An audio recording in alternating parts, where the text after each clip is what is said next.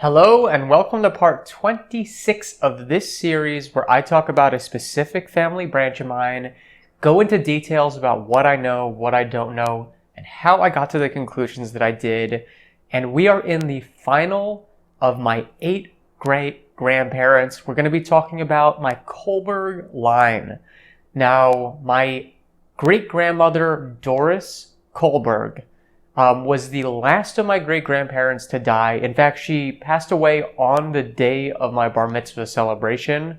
So I was 13 years old when she died, and she's the only one of my great-grandparents who I remember meeting multiple times.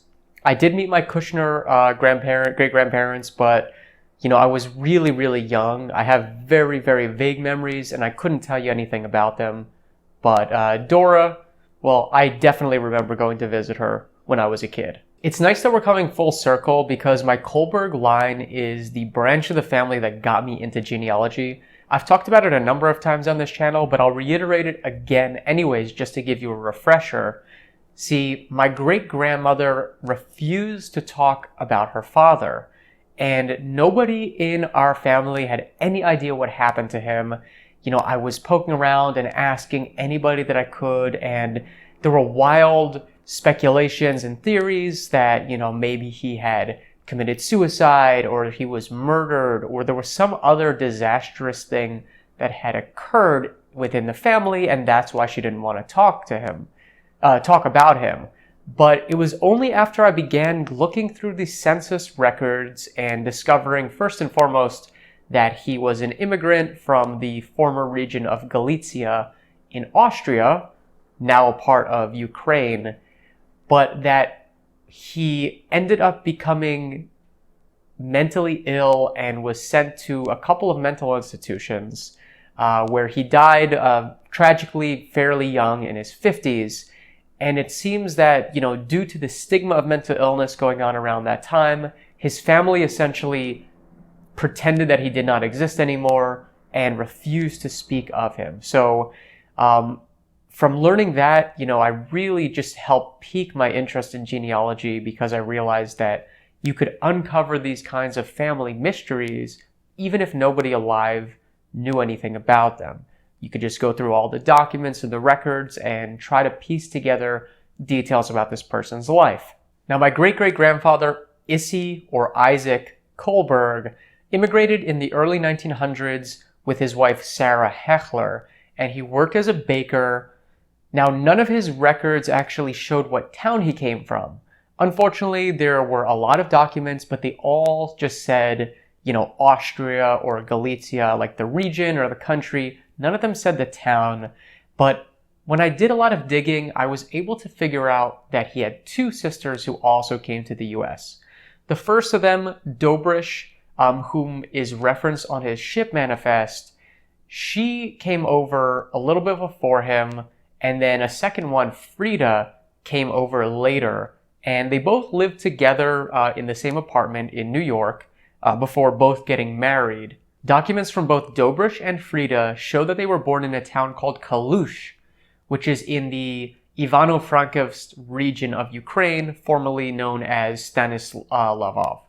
Now, for a number of years, there weren't any vital records I was able to find from the town of Kalush.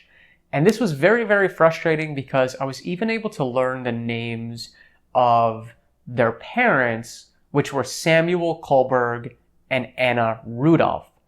So I was able to figure that out, but I just could not find any documents or any references whatsoever that would tell me anything else about the family. One thing that should be noted, however, is that both Issy and Dobrysh, who later went on under the name Dora, they had very peculiar names. You see, Issy's name was Isaac, and it was spelled on the ship manifest E-I-S-I-K. So very specific type of Austrian spelling of Isaac. And Dora's name was Dobrysh, which isn't a super uncommon name, but it's not a common one either. A lot of times you'll see like Devora or other kinds of more common names turned into something like Dora, but Dobrysh was a very specific type of spelling.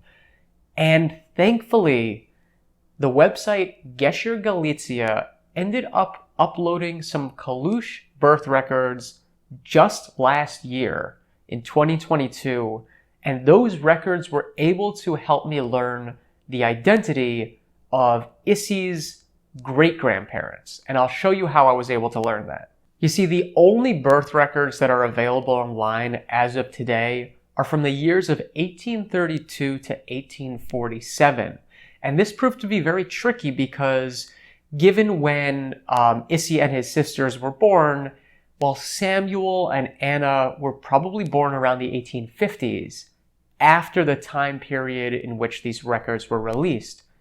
However, there happened to be a couple named Isaac Kohlberg and Dobrish who were living in the town of Kalush, and they had a number of children between the 1830s and 1840s. Now, the names Isaac and Dobrish are spelled pretty much the same way as my great-great-grandfather and his sister were spelled, and they, as far as I'm aware, were the firstborn son and firstborn daughter in that family.